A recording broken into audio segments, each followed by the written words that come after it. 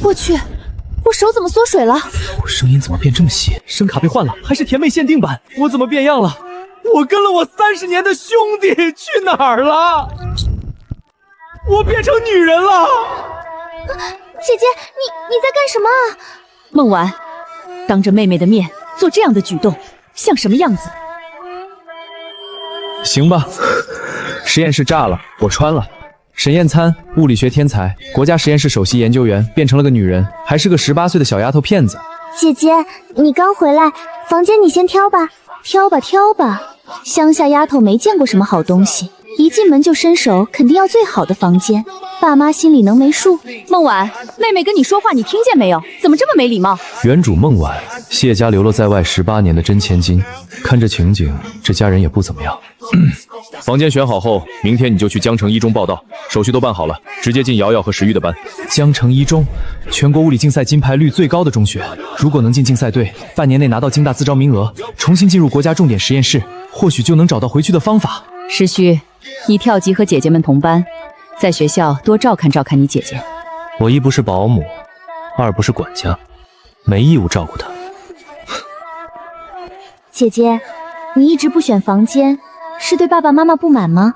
当年你被报错也不是爸妈的错，你就别……我不住这里，在江城一中旁边，给我买一套学区房。你才回来第1天，就跟爸妈伸手要一套房子。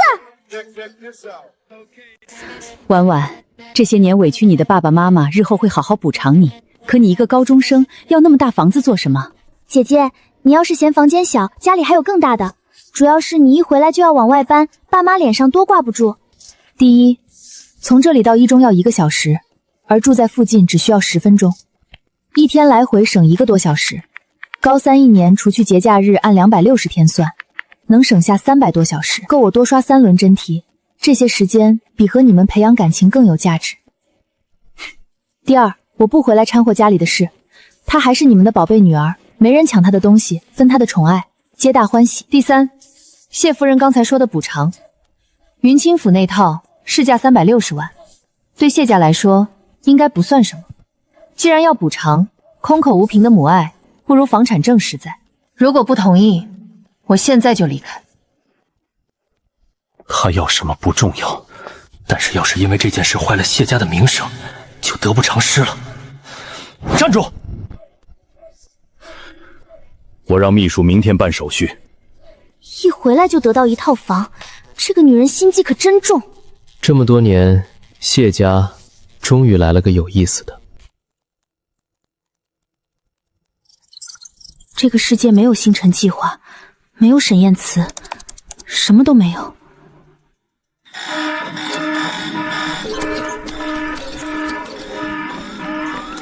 不对，这条数据被人篡改了，有内鬼！如果要回去，就要考进京大物理系，进国家实验室，亲手把星辰计划复刻出来。第一步，物理竞赛。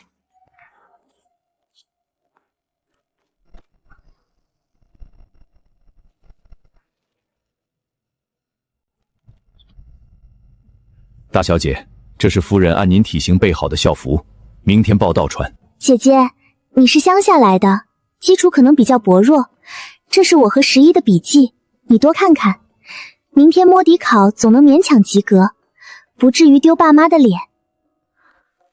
为什么需要笔记？如果一中物理试卷的难度系数没有超越麦克斯韦风合组的推导极限，我的失分率会控制在0%。还有事。爸妈让你今晚回主宅吃饭，单程3-5分钟，往返70分钟，加上用餐和无效社交，共约计180分钟，时间成本过高，不去。姐姐，你怎么能把家人的关心用时间成本计算呢？你就算再不喜欢我们，也不能这么糟蹋大家的心意啊！情绪是主观的，时间是客观的。如果他们真的在意我，现在站在这里的就会是他们，而不是你们2个装模作样的。妹妹，你电话不接，消息不回，我查了你整整3天，才顺着地址摸过来。怎么，不认我这个哥哥了？孟婉，怎么说好的每个星期给我打10万块钱，钱呢？回了豪门就忘了。这是原主的哥哥，看起来不是什么好东西。这2位就是谢家的少爷和我的亲妹妹吧？真体面，好妹妹，你可是我的亲妹妹。你在谢家这么多年，吃香的喝辣的，身上应该很有钱吧？借哥哥花点儿。滚开！我没有你这样的哥哥。不给？那我明天就去一中门口拉横幅，让你们同学老师都知道谢家刚找回来的真千金是什么情况，假千金又是怎么回事。你闭嘴！不就是想要钱吗？我给你，你拿了钱赶紧滚，别在学校连累我丢脸。啊！你干什么？他就是个无赖，给他钱打发走不就行了？根据我身上的伤痕推测，我过去至少接受了8年以上，日均不低于4小时的高强度体力劳动。那又怎么样？你这条命是我们家给的。按江城市劳动部门公布的最低小时工资18元计算，8年劳部费折合105120元。而根据民法典，你们抚养我至18岁的法规定义务，按当地低保标准每月320计算，共计69120元，105120减去69120，扣除抚养费，你们家还倒欠我劳动费36000元。你胡说八道什么？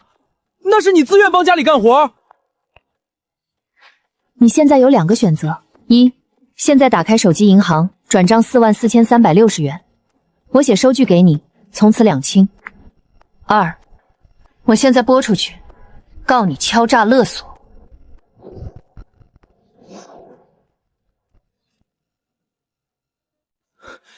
算你狠，你给我等着！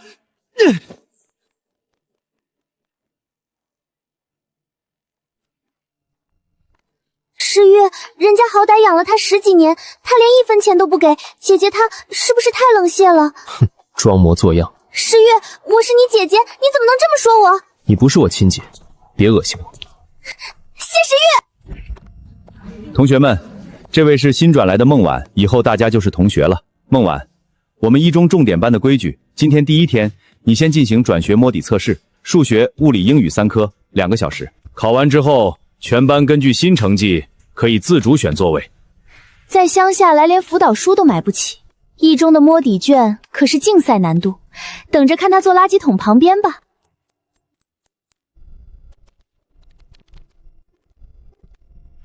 孟晚，才30分钟，物理压定题是去年省赛原题，做完了。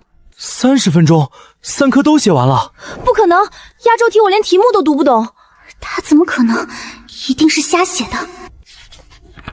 30分钟3科，如果不是胡写，他的解题速度已经超过了省队平均水平。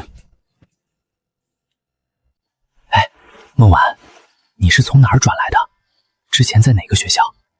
他问的是原主的事，我不知道。听说你是从外地来的，哪个省的？之前是重点班还是普通班？他以前在小地方念书，学校条件一般，不太好意思说，你们别追着问啦。小地方来的，哼，难怪这么快交卷，原来是没写完。为什么总感觉他身上有种神秘的气息，让人忍不住探索？哪位是孟晚同学？孟晚同学在哪儿？孟晚，快过来！昨天转学摸底测试，孟晚同学3科全部满分。孟晚同学，物理压轴题的学法我看了3遍，你是哪里学的？竞赛队，你必须来竞赛队。竞赛队的事以后说，我先问，数学最后一道大题，你用的方法不在教材里，你现在方便讲一下思路吗？3科全满分，居然不是乱写的，这人到底什么来头？这道题省在有3种通用解法，你用的是第4种，请问是哪位老师教你的？自学的。自学出来的？那道题连竞赛班的学长都没做出来。赵老师，您看是不是批改的时候有什么地方弄混了？孟晚同学她之前在小地方念书，条件不太好，这样的题目不可能改错。这道押头题绕开了教材的路径依赖，我教了17年物理，这思路我只在国家集训队的内部资料上见过1次。坏了，忘了原主只是个高中生。老师，我能选座位了吗？能，当然能，你想坐哪儿就坐哪儿。他在看这边，是想……那里采光一般，正好睡觉不刺眼。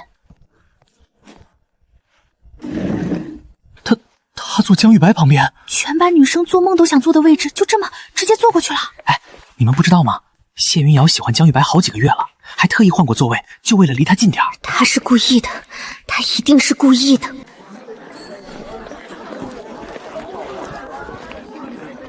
孟晚，等一下，有事？我想跟你比一场一套省赛真题，限时，看谁更快。浪费时间的事情我不做，不比。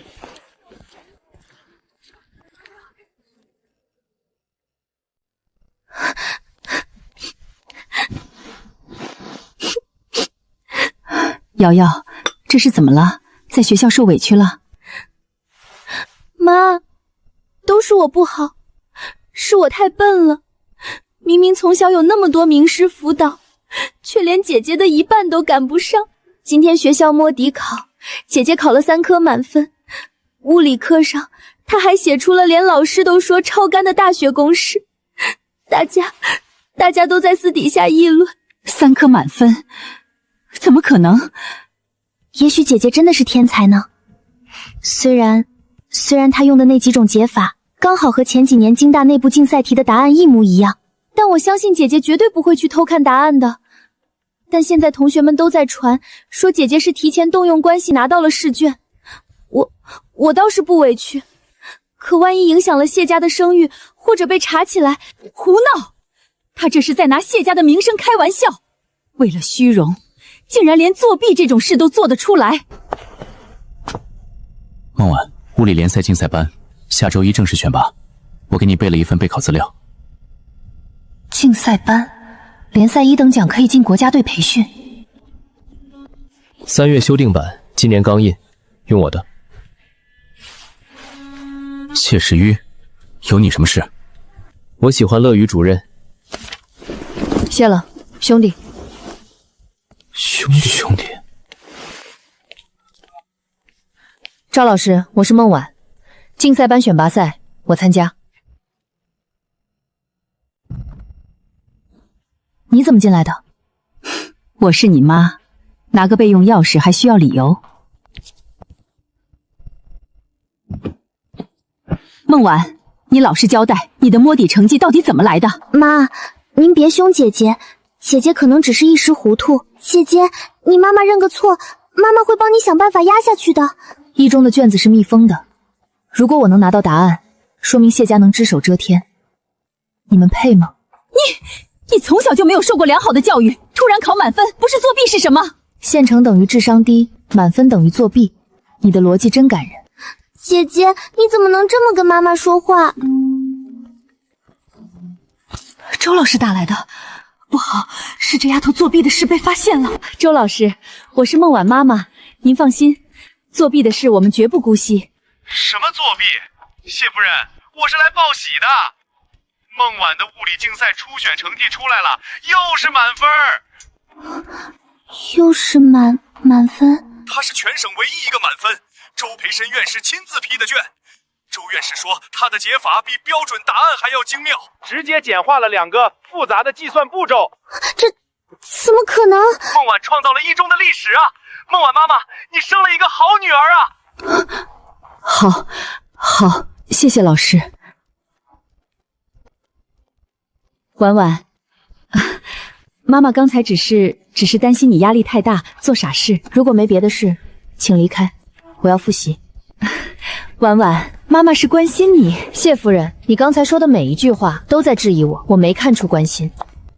为什么她的眼神里好像藏着不符合这个年纪的成熟？词论至无线书店加3维悬浮。玉白，你这高频控制不错。不愧是江神，我们连代码都看不懂。跟江神在一个班，压力太大了，根本不是一个维度的。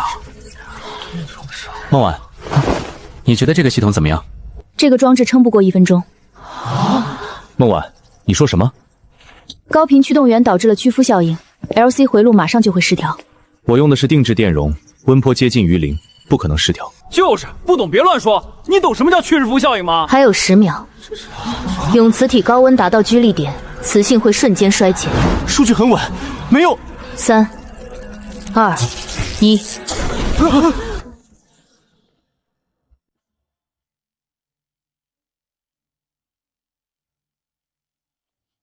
你怎么知道的？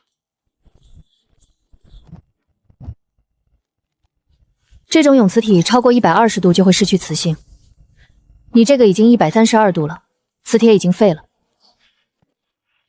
你用的是高频电流，频率越高，电流就越往导线表面挤，就像水管里全是水垢，能走水的通道越来越窄，通道窄了，电阻就暴增，电能全变成了热量，散热根本跟不上。你设计的工作频率是15万赫兹，现在已经飙到了18万，整个系统的效率从95%直接掉到了61%，崩溃是迟早的事。我操！他连数据都能算出来，这也太变态了吧！这些数据你没测，怎么知道？金属球的晃动幅度和频率， LED 灯闪烁的周期，电流过载时的声音，这些都是系统快要崩溃的信号。我只是把这些信号反推成了数据。他不是靠运气，他是真的看懂了，甚至比我更透彻。啊，周院士，您怎么来了？老师，好久不见。你叫孟晚？是。高频电流的表面聚集效应导致系统失控，你这个分析很准确。这些知识你从哪里学的？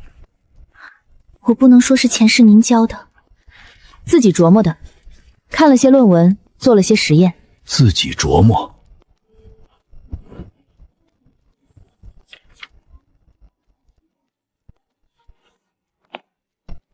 好好比。老师，我一定会努力再成为您的学生。凭什么他一出现就抢走所有人的注意？江玉白从来没正眼看过我，却对他格外关注。只要让他下午考核出丑，让所有人看到他也会出错。考核时间1小时，要求完成电磁闪映装置的精密调试，数据误差不得超过3/1000。开始。不对，这个震荡频率异常，电容参数偏移了15%，不是设备老化，是被人为改动过。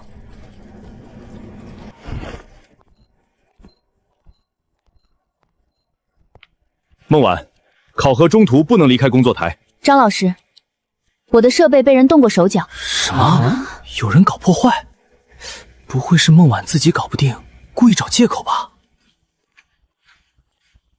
你有什么证据？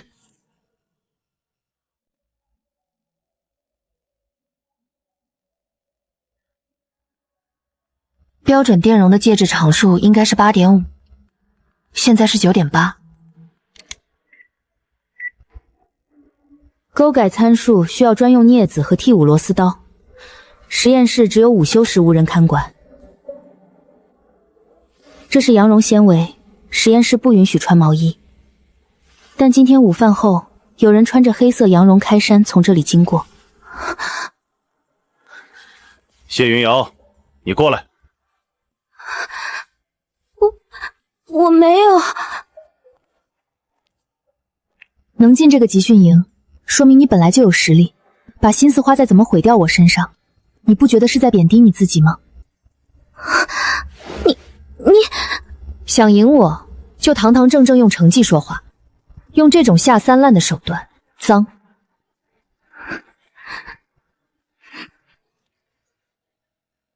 凭什么？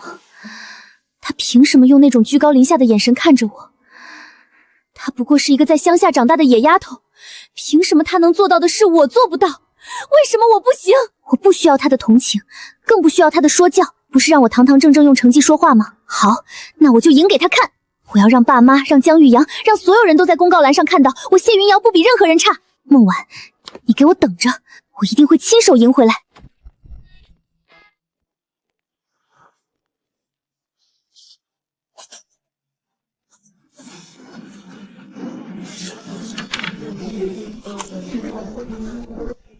哎，江神，我是不是看错了？刚才那是谢云瑶？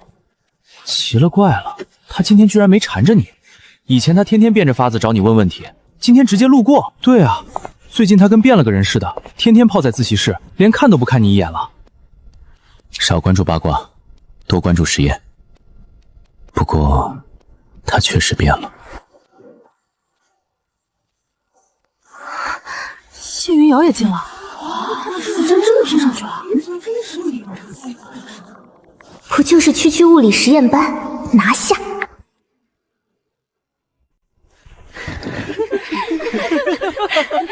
听说了吗？江城队今年居然塞进来一个靠关系的花瓶。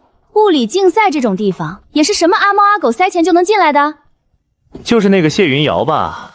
我查过她的成绩，平时在学校物理连前10都进不去，这种水平也敢来省赛集训，真是不嫌丢人。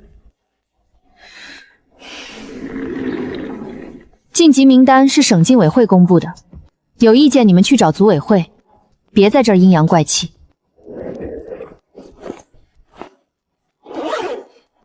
手册呢？明天考核要记录全程数据，没有手册根本没法。张老师，有人动过我的设备，参数全乱了。什么情况？刚才就他一个人在这儿，肯定是他。他怕明天考核露馅，故意搞破坏，拖我们下水。我没有，我根本没有碰过你的设备，你们别血口喷人。没碰过？那你解释一下，为什么偏偏是你旁边的机器坏了？谢云瑶，你是不是知道自己没实力，怕明天摸底考核现香，所以才用这种下三滥的手段故意搞破坏，想拖我们下水？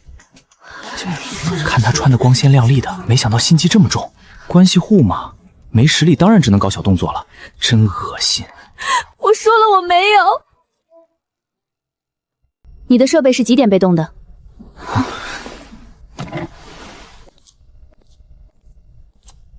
？2点15分左右，我去厕所前设备还是好的。那很简单，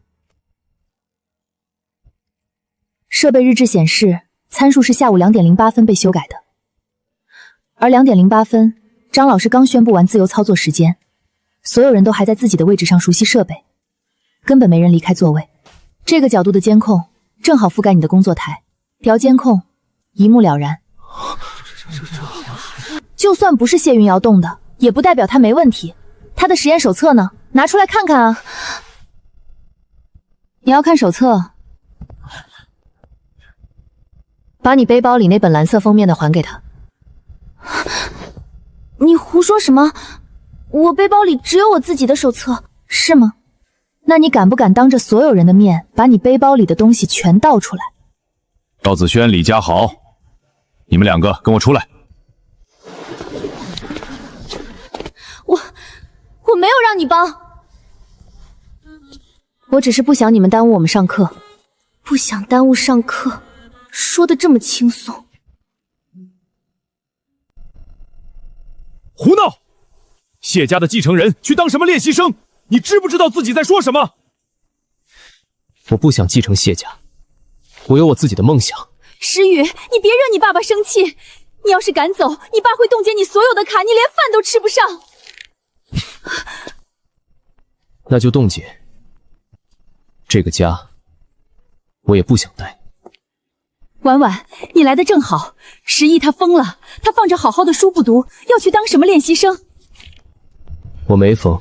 还没疯？你从小脑子就聪明，老师都说你是考京大的料。谢家花了多少资源栽培你，你要都放弃吗？石基啊，娱乐圈没有你想象的这么好。你成绩这么好，以后考个名牌大学，不管是出国深造还是回自家公司，哪条路不比那里强？在你们眼里，是不是我想做的事情都是歪门邪道？我们这是为了你好。谢先生，我有个问题。什么问题？第一，您现在强行把他摁回书桌，能得到一个什么样的继承人？当然是脚踏实地，能撑起谢家。您得到的是一个心里装着怨气，随时准备出走的定时炸弹。第二，娱乐圈从来不是避风港，是一块照妖镜，让他去撞。3年内他会自己明白那条路有多难，挫折、竞争、规则，现实会替您把他掰回来。等他自己想通了再回头，那才是真正能用的人。第三，您指定公司审核合同，掌控运作。他以为自己拿到了自由，实则谢家从没松过手，这叫放长线，比现在逼他进书房，逼出一个日后直接把家业拱手转让的继承人，成本低得多。谢家要的不是一个被摁在椅子上的棋子，是一个有朝一日心甘情愿走回来的人。可是娱乐圈那么乱，万一实际学坏了……谢夫人，您是担心他学坏，还是担心他不受控制？如果是前者，谢家的教育失败；如果是后者，那您本来就没把他当儿子，只是当成了谢家的工具。你说的有道理。姐，你不想知道我为什么非要进娱乐圈吗？那是你的事，我不会让你失望。那也是你的事。每人一套器材，3天完成电磁闪应精密测量，误差控制在2/1000以内。孟晚，地区12号台。这设备该不会是从废品站捡来的吧？考核期间不能换，真可惜。那套设备根本不可能达到2/1000的精度。领导室是海城队的老师，这分配明显有问题。考核已经开始，不允许更换器材。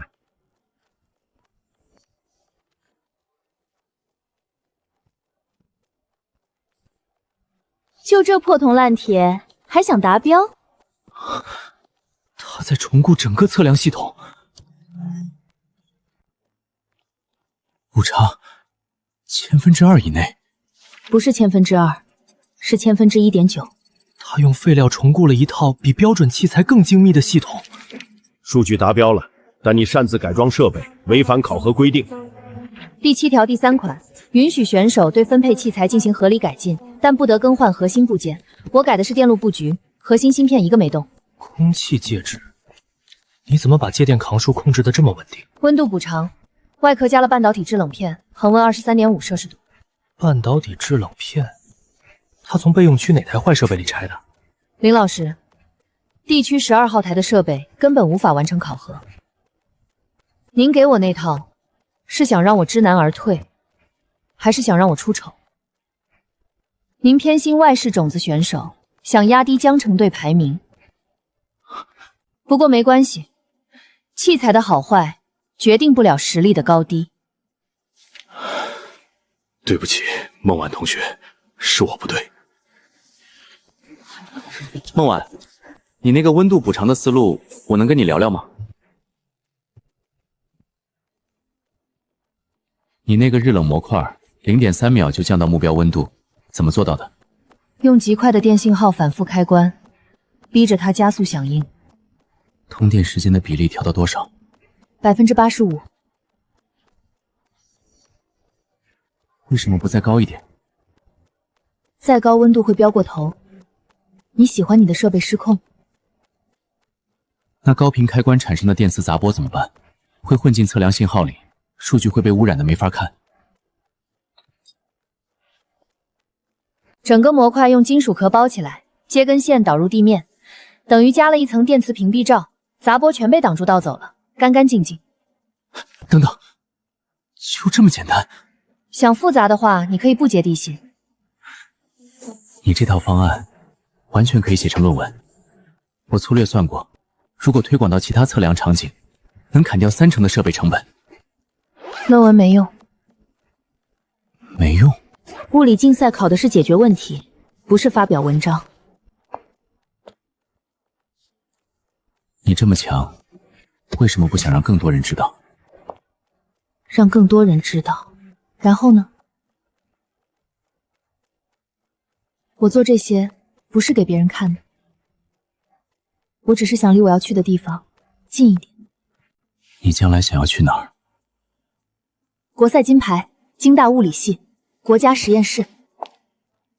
国家实验室，他要走的路比我以为的远得多。我出道了，他应该在集训，不一定能看到。恭喜，他回了，一个字都不多说，真是他的风格。实习，好消息，你的广告投放效果超出预期，品牌方追加了50万计算，让我们再投10个站台，你挑个区域。王姐，投江城一中周边所有项目。啊？品牌方建议投市中心商圈啊，那里日均人流量40万。不投商圈，就投一中，10条线路不够，加到20条。20条？石宇，你知道那得多少钱吗？公交站台加灯箱，一条线1个月就是3万5。石宇，你冷静一下，品牌方给的预算是有 KPI 的，投商圈转化率高，投学校周边。王姐，品牌方要的是曝光量，一中周边有3个公交挤专站，日均换乘人次不比商圈少。你拿这个数据去跟他们谈。你这脑子要是用在营销上，我能少操多少心？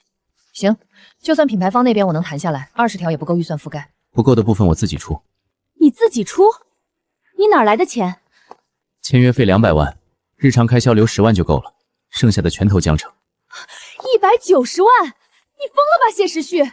你一个刚出道的新人，把所有钱砸进去，就为了让一个人看到你的广告？不是一个人，是我姐。我要让她每天上学、放学、去集训营的路上都能看到我。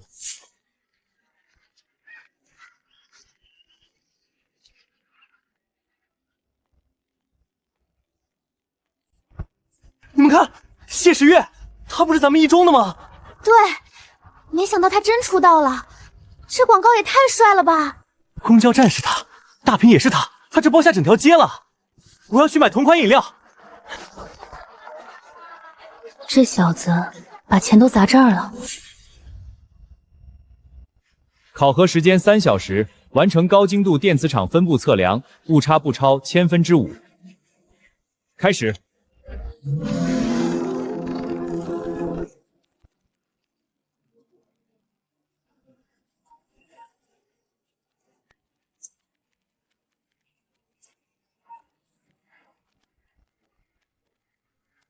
报告老师，完成了。怎么回事？该不会是作弊被系统检测到了吧？有人入侵了我的后台，这枚 U 盘内置恶意脚本，专门在数据上传瞬间篡改底层参数，让系统误判成作弊。你有什么证据？别随便乱说。集训营开营第1天我就装好了。省赛集训营从来不缺想走捷径的人。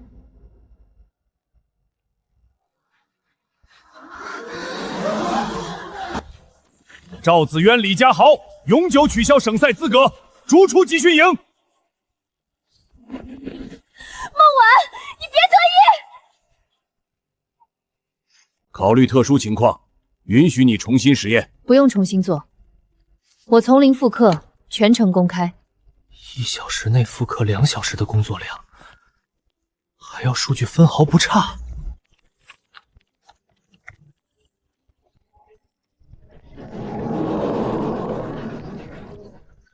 这不是背数据，他是在实时推导每一步参数。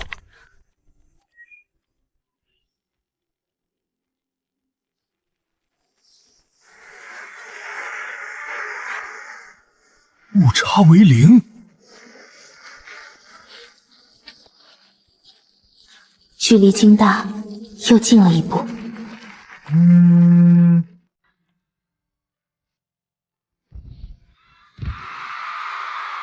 核心力量不错，重心控制得很精准。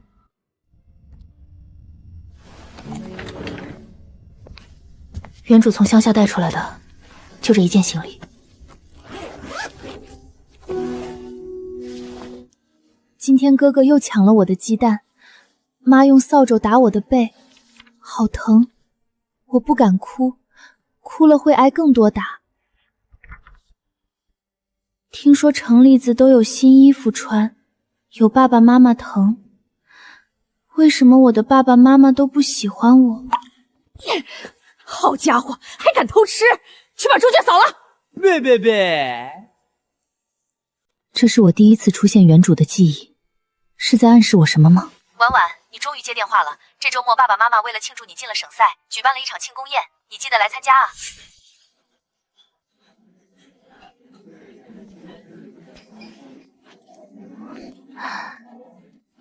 为什么他永远这么与众不同？这是我们家婉婉，这次省赛摸底可是拿了第1名呢。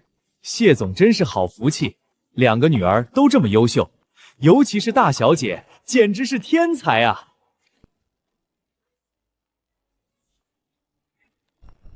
都让让，我找我亲妹妹啊！哎呦，我的老天爷呀！大家快来看看啊！这就是我含辛茹苦18年养出来的好女儿。这哪来的泼妇？怎么混进来的？孟晚的养母，这素质也太差了吧！你们是干什么吃的？怎么什么阿猫阿狗都放进来？赶紧给我轰出去！哎，干什么？你们谢家这么有钱，连点抚养费都不肯给。我告诉你们，今天不拿个500万出来，我们就不走了。这就是原主的养母，记忆里那个苛待原主的畜生。500万，你们的命加起来值这么多吗？你个死丫头白眼狼！我打死别碰她！你护着她！你们有钱人就是黑了心肝的！我辛辛苦苦养了孟晚18年，吃的用的哪样不是花我的？现在人被你们接走了，1分钱补偿都没有，天底下有这样的道理吗？保安呢？怎么让这种人混进来的？我一个寡妇拉扯大的孩子，谢家说领走就领走，18年的养育之恩，500万不过分吧？500万！对，500万！我妈把最好的年华都耗在养他身上了。谢家这么大的产业，500万算什么？演够了没有？死丫头，你敢这么跟我说话？要不是我养你，养我，是用馊了的剩饭养我，还是用扫帚和皮带养我？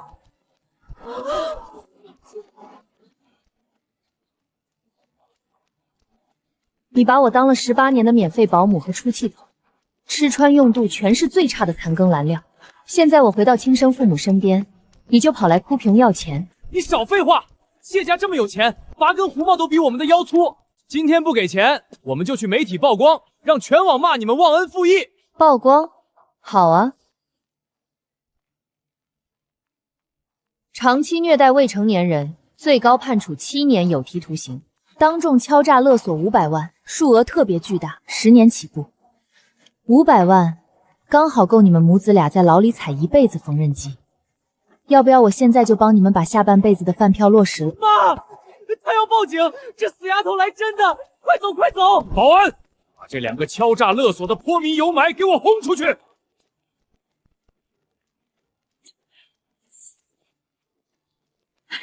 瑶瑶，我的好闺女，你干什么？别碰我！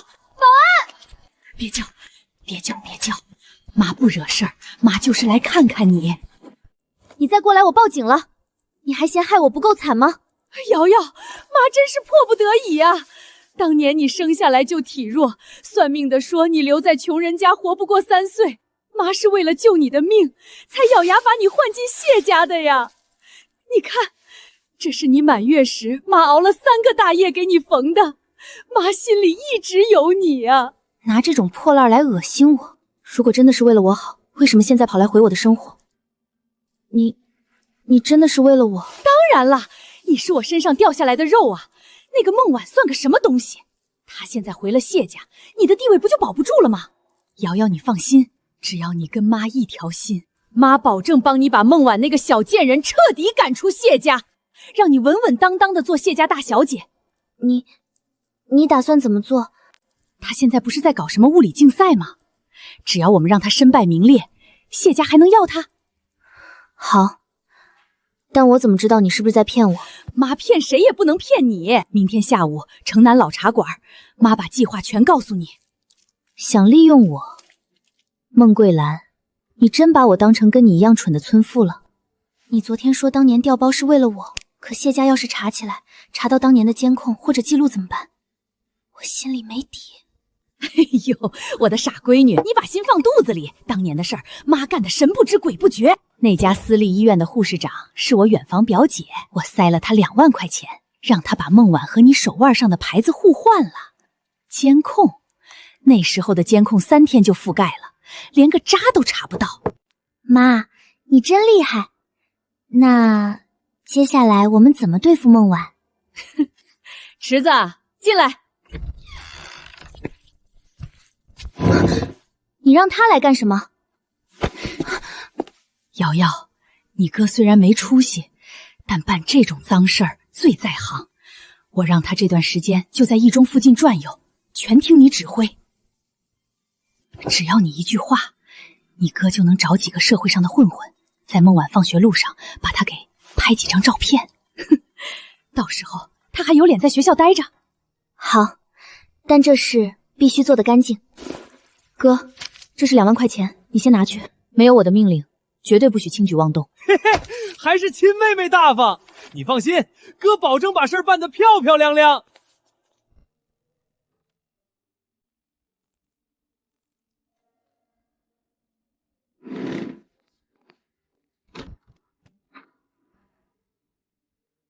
有事？听完这个，你就知道了。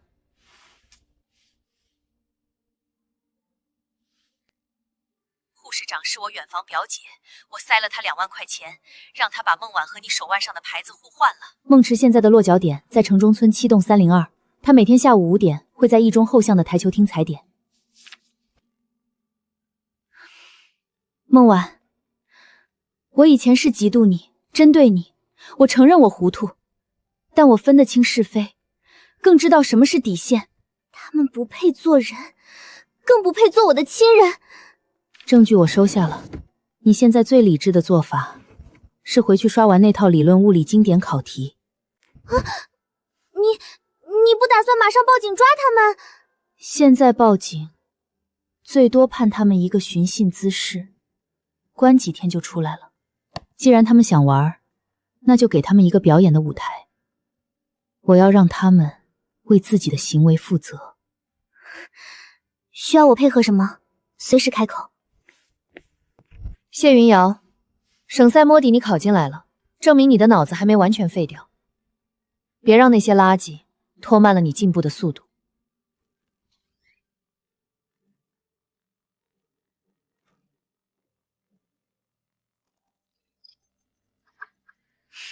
游戏开始。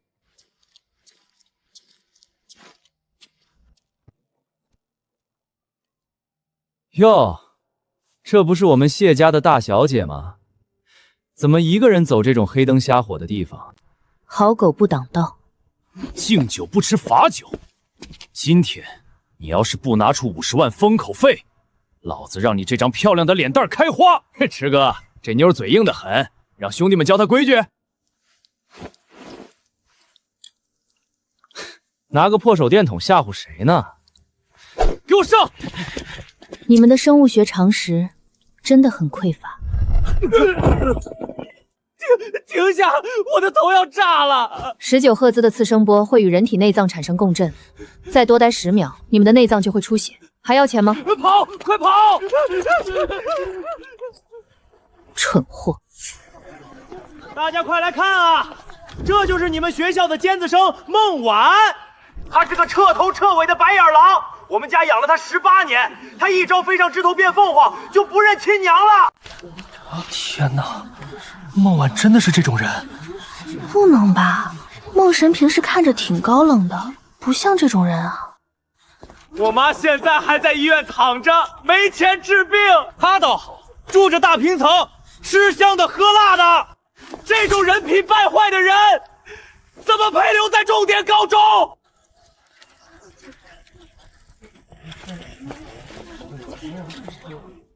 哈哈，孟晚，你终于敢露面了！今天你要是不给我妈磕头认错，这学你就别想上了。你以为进了谢家就能翻身了？告诉你，我有的是办法让你身败名裂。要么现在给钱私了，要么我天天来学校门口堵你。你敢撸我？我看你是敬酒不吃吃罚酒。池哥，你别生气。婉婉姐她这段时间忙着准备竞赛，心情不好，你别跟她一般见识。你先回去，我晚上回家跟妈说，让他们准备一笔钱。明天我给你打电话，咱们约个地方见面，行吗？你不会骗我吧？怎么会呢？咱们还是一家人。算你识相，孟晚，你给我等着！我只是不想让事情闹大，你别误会。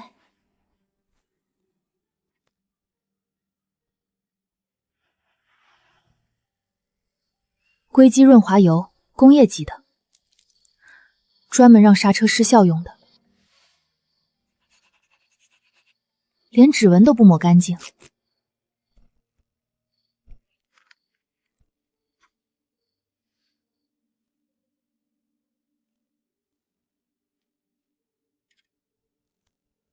王律师，补充一组新物证：蓄意破坏交通工具，照片10分钟内发您。另外，车棚有监控，麻烦协助调取昨晚到今早的录像。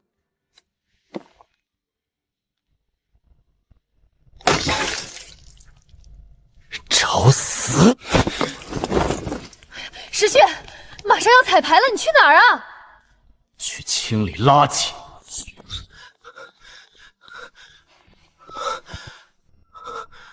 你没事吧？那个混蛋有没有伤到你？没有。他们居然敢去学校堵你，我这就找他算账。别冲动，为了这种垃圾搭上你的前提，不划算。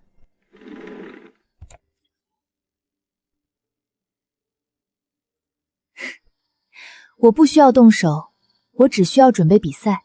至于他们，我早就给他们挖好坟了。证据收集的差不多了，就差最后收网。好，剩下的监控和鉴定报告我来补齐。王律师，证据链已经全部闭环，我要他们再也翻不了身。这是当年接生护士的亲笔证词和早年孟桂林给他转账2万元的银行凭证，足以证明他犯有拐骗儿童罪。这是谢云瑶提供的孟桂林亲口承认调包的录音，以及孟桂林当年的旧日记及复印件。还有这个，孟池多次寻衅滋事的监控素量，派出所的报警回执，还有那辆被破坏刹车的自行车的财务损毁鉴定。王律师，能判多少年？孟小姐，谢少爷，你们这份证据链太完美了，数罪并罚，孟桂兰10年起步，孟池至少8年。很好，今天下午正式向警方报案，全部材料一次性提交。我要他们连狡辩的机会都没有。死丫头嘴硬，明天就去谢家楼下拉横幅，不给500万，这事儿没完。谁呀？孟桂兰，你涉嫌违法犯罪，请跟我们走一趟。冤枉，我没有。监控、录音、转账记录一份都不少，流着眼泪去法庭上留。妈的，这几天右眼皮一直跳，谢家肯定要搞我，我得赶紧翻墙跑路，去外地躲躲风头。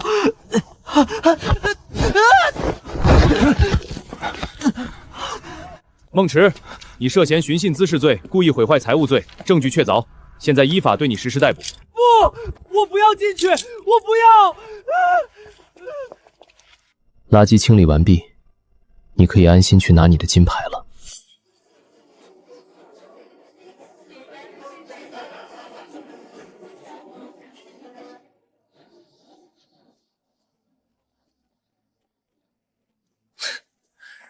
你就是江城队那个拿了满分的孟晚，这种穷乡僻壤出来的满分，水分得多大呀？张浩可是荆州队的王牌，听说他已经提前被京大预定了。这下江城队要丢脸了，强省打压弱省可是国赛的传统保留文系。水分大不大，不是靠嘴说的。不过你的动手能力确实挺水的。你说什么？你敢质疑我？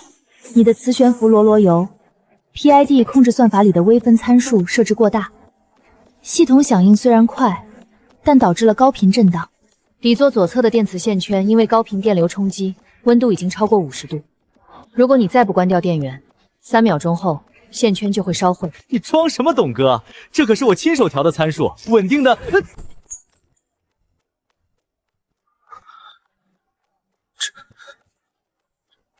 这不可能。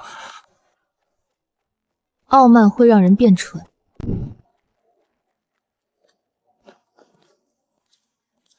精彩，太精彩了！一眼看穿微秒级的震荡频率。孟晚，你比传说中还要有趣。认识一下，海州队苏泽，你的省赛实验报告我看了，用废料重构高精度测量系统，简直是艺术。尤其是那个半导体制冷片的温度补偿，绝了！借过。别急着走啊，我对你的空气留言器设计特别感兴趣，咱们加个微信，晚上一起去实验室跑个数据。这女生不仅脑子好使，性格还这么酷。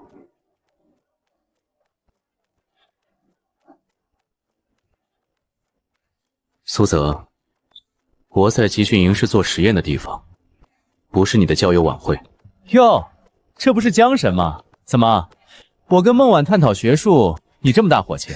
难不成你护食啊？探讨学术，你的眼睛都快粘在他身上了。他的实验方案由我跟他探讨就够了。海州队如果太闲，可以去多刷2套题。江神，学术是自由的，你管得也太宽了吧？这两个人是不是有病？你们两个挡光了。我对交友没兴趣，对你们的争论也没兴趣。马上要进行第1轮实验室摸底了，如果你们想在这里浪费时间，请便。他平时是都这么敷衍人的吗？习惯就好。有点意思。孟晚，咱们实验室见分晓。用特殊楼镜把光线偏折，把原来走直线的光路改成弯折迂回的路径，这样能把测量精度提升至少100倍。不仅是精度，普通光路最怕外界振动干扰，弯折光路再配上一套专门的抗干扰算法，能把环境低频振动的影响直接消掉。很完美的构想，复赛的实验设计稳了。弯折迂回光率，抗干扰算法。孟晚，你脑子确实好使，但现在这个天才创意是我的了。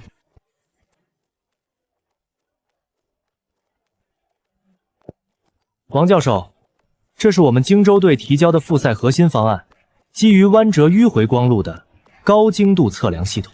妙啊！用特殊楼镜偏折光线来提收精度，这种构想简直是天才手表。张浩，不愧是荆州队的王牌。谢谢王教授，毕竟这是我熬了3个通宵才想出来的独家创意。他偷了你的方案。偷东西不擦嘴是要拉肚子的。江城队提交方案。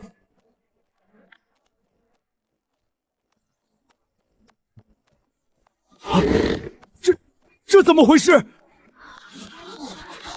为什么你们2家的方案一模一样？好你个孟晚！我说你怎么一直鬼鬼祟祟地盯着我们荆州队？原来你抄袭我的核心创意！你再说一遍，谁抄谁？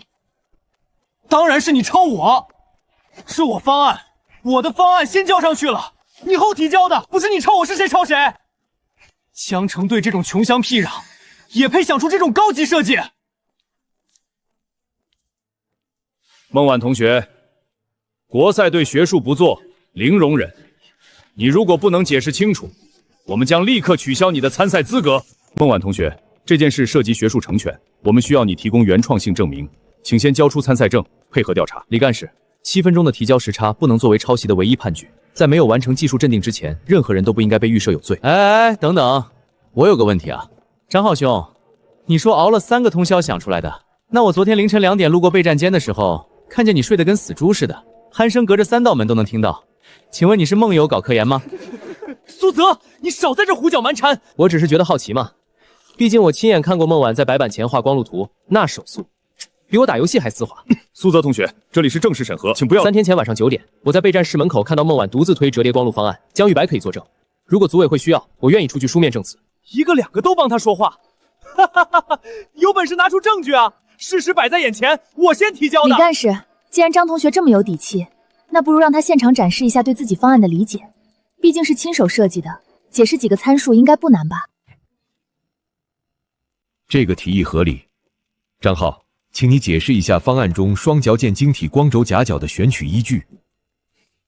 当然没问题，光轴夹角45度，这是为了最大化偏障分离效率。张同学，非对称折叠光路中45度夹角会导致偏置态完全退匀化，你的干涉条纹根本出不来，这套系统等于是个瞎子在找针。抱歉，我忍不住，那是简化处理，为了方便计算。好，那我们再看第2个简化处理。共模克制算法的采样频率，你写的是10架子，折叠光路的低频噪音峰值在12赫兹。根据奈奎特采样定律，采样率必须大于24赫兹才能避免混解。你用10架子去采，这不等于用渔网捞芝麻吗？你绝对是伪造的！谁知道你用了什么手段？等等，我有话要说。我调查过谢云瑶，谢家假千金，假千金一般都讨厌真千金，现在肯定是来落井下石的。哈哈哈，天助我也！谢同学，你也看到了吧？孟晚她……张浩学长，我知道你很优秀，上届银牌得主，但是来了，他要帮我作证了。但我不能昧着良心说话。3天前，我在图书馆自习室亲耳听到孟晚和江月白讨论这个方案。双折射晶体的光轴夹角必须精确控制在37.5度，否则偏正态会退特化。采样速度建议提到20K 侧，避开混摘。我当时觉得他们的思路太精妙了，就偷偷录下来，想回去学习。文件属性里有创建时间和 GPS 定位，可以做司法鉴定的。不可能！李干事，现在真相大白，组委会是不是该给江城队一个交代？经过组委会核查，孟晚同学的方案确实是原创，这是一场误会。误会？刚才说要取消我参赛资格的时候，李干事可不是这么说的。孟晚同学，组委会向你正式道歉。至于张浩，你作为上届银牌得主，学术不端行为性质恶劣，组委会决定取消你本届国赛参赛资格，并上报全国竞赛委员会追加处罚。上届银牌，看来这银牌的含金量不过如此。张学长，下次抄作业记得关门哦。不是说假千金一般都讨厌真千金吗？到底是哪里出了问题？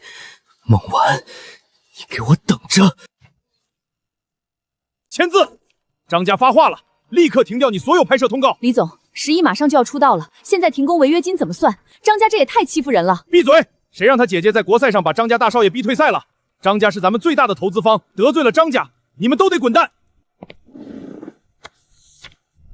解约，违约金从这张卡里扣。你哪来这么多钱？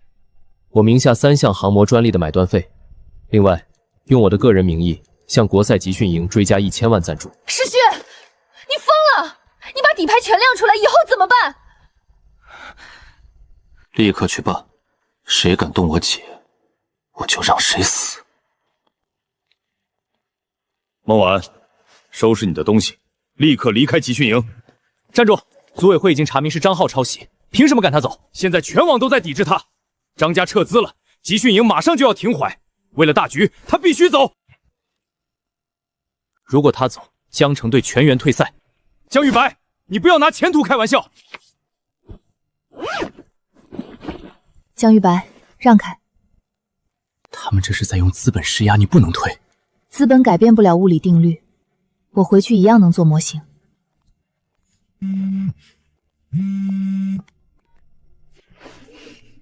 姐，张家撤资，你追加了1000万。你不用管，张家敢买美军黑你，我就敢砸钱把集训营买下来。你安心比赛，立刻撤回你的资金。为什么？他们都把你赶出来了。我的事不需要别人插手。你以为砸钱就能解决问题？这只会坐实谢家仗势欺人的谣言。我不在乎别人怎么说，我只要你赢。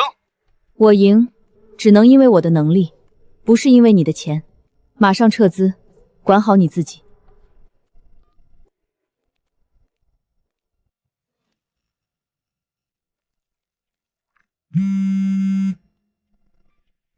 说，我让你去参加竞赛是给谢家争光的，不是让你去丢人现眼的。现在连累实习的空告全停了，公司股价也跟着跌。你马上公开道歉，退出比赛。我没做错，为什么要道歉？还敢顶嘴？张家是我们得罪得起的吗？早知道就不该接你回来。废话真多。找到了，张家雇的水军工作室 ，IP 地址全在荆州同一栋写字楼。然后呢？报警，走流程太慢，先把证据钉死。你把他们整个水军矩阵都端了，顺便梳理出了完整的交易流水。2000个水军账号，每条黑稿5毛钱，张家总共付了80万。江神，你这效率也太高了。全程合规取证，效力只强不弱。妈，你不是说张家那个张总想拿咱们家的地皮合作？告诉他，合作黄了。为什么？那块地能赚2个亿？因为他儿子欺负我喜欢的女生。行，妈这就去退。另外，妈帮你约他吃饭。别，他会打死我的。张浩赶黑石玉和孟晚，姐妹们，走起！挖到了，他去年省赛对手考前食物中毒退赛，是他堂弟下的手。举判人，证据全在这儿。学术数据库查到了，他初中获奖论文花5万美金找枪手代写，汇款截图发出去。跳梁小丑，总算收场了。不，这不可能！他们怎么查到的？畜生！你看看你惹了什么麻烦！现在纪检部门已经进入公司查账了，张家全毁了。爸，你救我！护照在柜子里。今晚的飞机，我不想走。晚了。李建国，你涉嫌收受张家贿赂，操纵比赛名额，跟我们走一趟。我是被逼的。欢迎回来，够牌面。走吧，孟神，复赛的设备都给你热好了。走吧，拿金牌。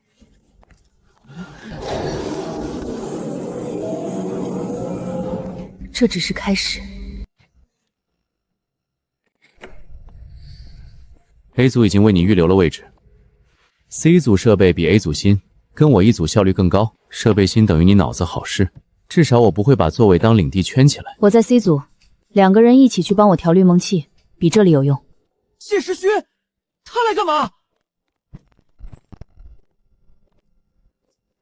姐，特地来给你庆功的。决赛还没打，提前庆。我姐身边什么时候多了2个陌生男的？学术伙伴，怎么了？练习生，来集训营参观的，我来陪我姐的，要你管。周院长，孟晚同学，我是国家物理研究院院长周培深，看到了你在省赛中关于非信光学系统的实验设计，有些想法想当面与你交流。明天下午3点，京城物理研究院期待你的到来。周培深，国家物理研究院那个周培深。孟晚同学，你在省赛和复赛里用到的非线力光学补偿算法，不是高中生能想出来的，甚至连现在的博士生都做不到这么完美。你到底是谁教出来的？孟晚，我关注你很久了，你的天赋不应该只局限在小打小闹里，你愿意做我的关门弟子吗？好，我答应你。只不过这一次，我是以一个陌生少女的身份，重新回到那片属于我的战场。好，下周的国赛决赛，我会亲自坐在主评委席上，看你拿金牌。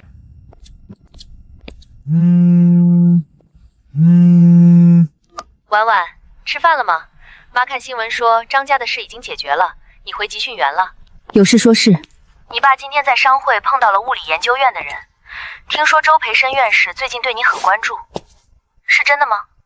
消息倒是灵通，张家倒了，风向变了，就急着来摘果子了。你爸的意思是，周院士那边如果需要什么，家里全力支持。毕竟你是谢家的女儿，家里的资源……上周让我公开道歉退赛的时候，你们可不是这么说的。那是你爸一时气话。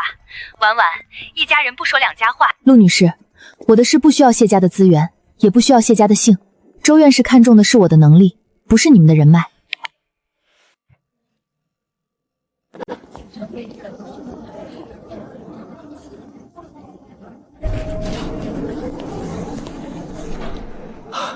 婉婉，听说周院士昨天亲自约你见面了，这可是天大的好事啊！对对对，妈昨天给你打电话，是妈太着急了，说话冲了些。妈这些天反思了很久，都是我们糊涂，之前太急功近利了。婉婉，你别往心里去，咱们还是一家人。婉婉，这是妈托人从国外买的营养品，还有你以前提过想看那套物理学全集，妈都给你备齐了。这张卡里有500万，密码是你生日，决赛需要什么设备，爸都给你安排。爸妈，谢先生，谢夫人。婉婉，你别叫得这么生分，我们是一家人。第一，我不姓谢；第二，18年你们在哪里？婉婉，妈真的知道错了，当初是妈被孟桂兰骗了，妈也是受害者啊！受害者？现在我有利用价值了，你们就来认亲，我才是受害者。婉婉，话不能这么说，你马上要进国家实验室了，谢家能给你最好的资源和人脉，这对你的前途有好处。那他呢？他在你们心里不值钱了？瑶瑶当然也是我们的女儿，瑶瑶也很棒。你们的资金还是留着挽救跌停的股价吧。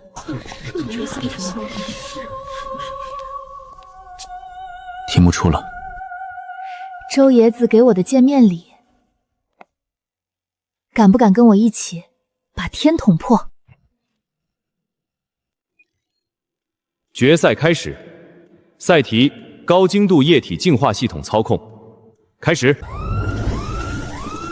报告，设备有问题，电压数值完全不对，液体测量仪显示的全是乱码。设备的原始设置被人动过手脚了，这不是误差，是核心程序被人锁死了。这怎么做？3分钟内修不好，系统就会直接烧坏报废。题目超纲就算了，设备还是坏的，我不比了。面对设备突发故障，连检查的勇气都没有，不配进国家队。做不了的，现在就可以退赛。软件层面绕不过去硬件故障，这是个死局。软件绕不过，就从硬件直接动手。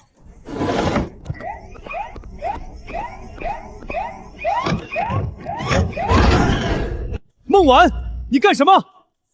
破坏国家级实验设备，会立刻取消资格。我在解题。胡闹！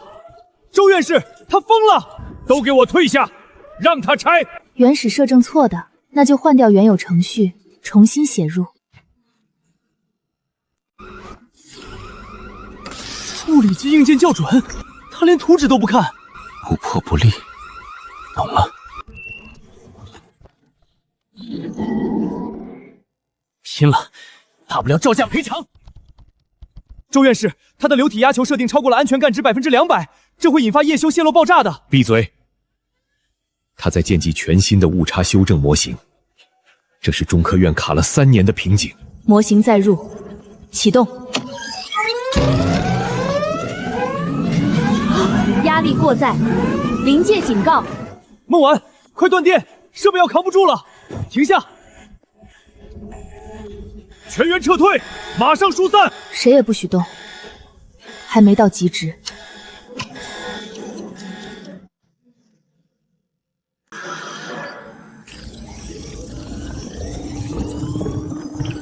结果完成，极高纯度，完全匹配。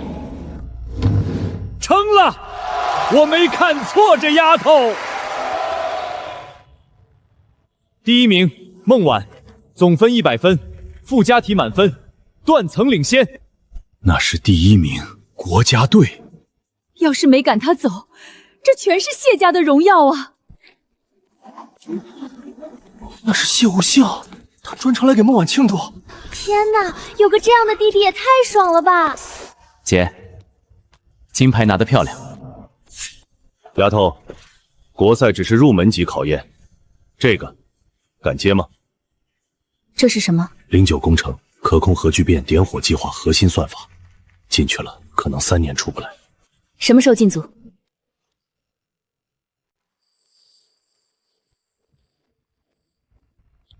孟晚同学，你的天赋和绝对实力劫服了整个学术界，京大物理系正式欢迎你入驻。多谢。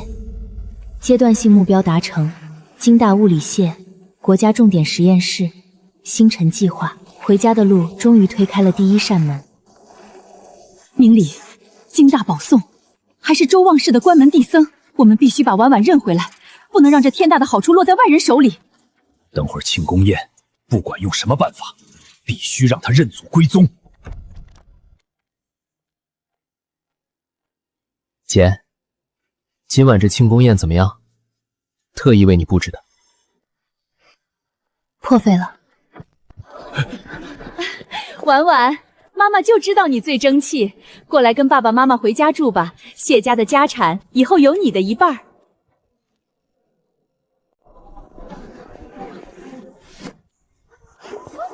孟晚，我苏泽这辈子没服过谁，但你彻底征服了我，做我女朋友吧。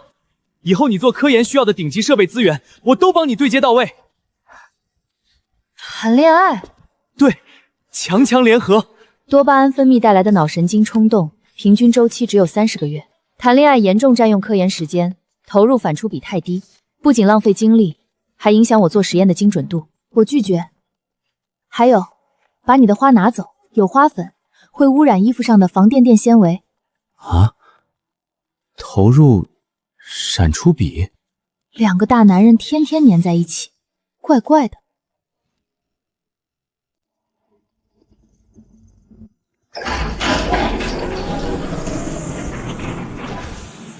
周老师，这里的安保级别已经超过了普通的国家重点实验室。丫头，你手里拿的09工程只是敲门砖，我带你进来的这里才是中科院真正封存了20年的核心星辰计划。星辰计划？这不可能！这是我前世在30岁时牵头立项的量子意识回溯项目，为什么这个平行时空20年前就有了？20年前，国内几位顶尖物理学家共同发起了星辰计划，试图通过高能粒子坍缩捕捉多维空间与量子意识的共振频率。这推导手法，这公式习惯，就是我前世老师最初的理论推导。当时我们的实验已经到了临界突破口，可是有境外盯上了这项足以颠覆人类科技的成果。他们收买了我们核心团队的内鬼，在最关键的高能粒子对撞实验中恶意篡改了磁场约束参数，实验室当场爆炸，3位核心研究员殉职，所有核心数据被毁，项目被迫腰闸封存。内鬼是谁？爆炸销毁了一切痕迹，内鬼伪造了意外事故的假象。20年了，我做梦都想重启星辰，抓住当年的幕后黑手。直到你在决赛现场用那种近乎疯狂的硬件重构手法拆解了叶修系统。丫头，你的科研直觉和我当年那位殉职的首席挚友一模一样。周老师，这个项目我接了，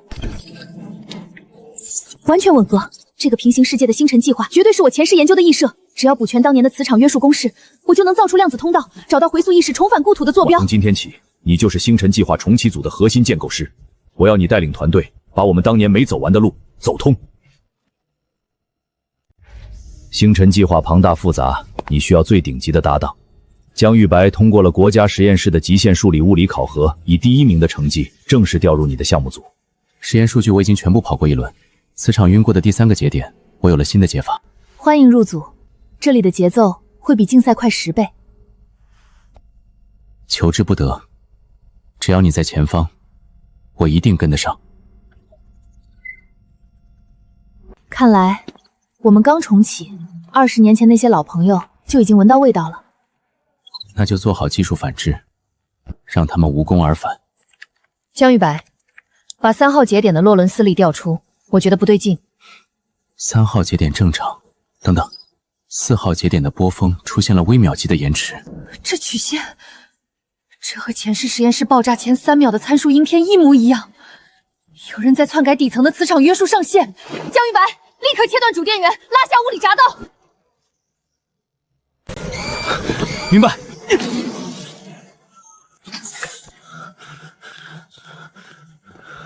怎么回事？为什么突然紧急停机？周老师，您看看这个。这是20年前。对，如果刚才晚停3秒，这里就会变成第2个火海。我查了防火墙，没有外部入侵痕迹，这是内网发出的指令。那就把这只老鼠挖出来，藏得挺深，把篡改指令伪装成了系统自检。是这个标记，20年前采购这批核心传感器的负责人。看来20年前的内鬼现在已经爬到了更高的位置。周老师，名单给我，我来陪他们玩。各单位注意，准备最后冲刺。超导磁体预热完毕，温度 2.1K， 量子共振频度已锁定，能量注入开始。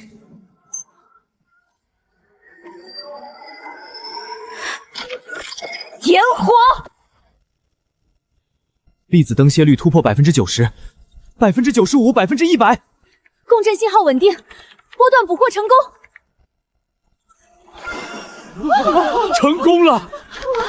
我们成功了！你填补了国内量子意识研究的空白，你做到了！你创造了奇迹。通道坐标出现了，只要将我的量子态意识信息接入通道，就能回溯到我原本的时空。我终于可以回家了。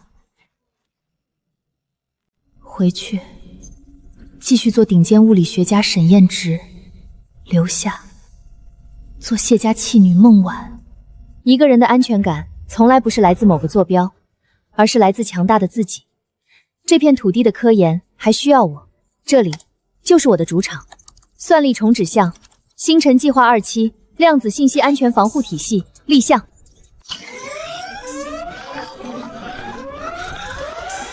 有人在强攻我们的防火墙，试图窃取刚才的共振数据。找死！想偷我的数据？江玉白，切断物理外网，放他们进沙河。沙河已就绪。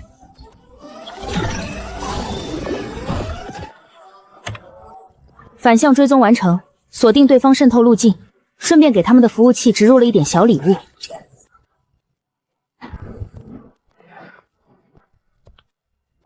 婉婉，看看这个，守护科研成果，警惕内部蛀虫。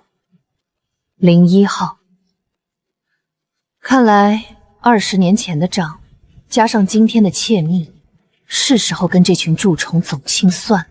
我陪你。星辰计划与魏清算的旧案才刚刚开始。